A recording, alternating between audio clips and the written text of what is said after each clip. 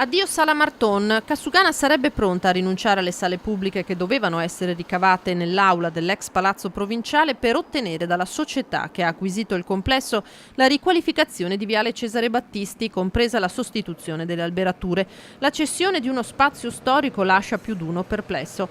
Il sindaco Conte sottolinea che si tratta ancora di ipotesi, ma l'accordo sulla modifica della convenzione è praticamente fatto. Nessuno discute la storicità della sala, che comunque verrà mantenuta. Dobbiamo capire però se l'interesse pubblico è quello di poter utilizzare quella sala per delle piccole assemblee pubbliche, perché piccola è la sala, oppure se è preferibile dare priorità a degli altri interventi più necessari, tipo la nuova piantumazione degli alberi, la sistemazione dei marciapiedi o altre opere che oggi sono necessarie e che Numeria si è resa disponibile a realizzare. 2 sale da 100 posti avrebbero poco senso, secondo l'amministrazione, in un contesto privato, quello che vedrà sorgere all'ex provincia appartamenti di lusso. Numeria, la stessa società che ha acquisito l'area di Viale Cesare Battisti, starebbe valutando anche l'acquisizione dell'ex consorzio agrario, 22.000 metri quadrati tra il PUT e la Restera, in stato di abbandono da decenni, tanto da essere andato all'asta per 3 volte senza esito. Sarebbe un'opportunità importante, perché andremo a colmare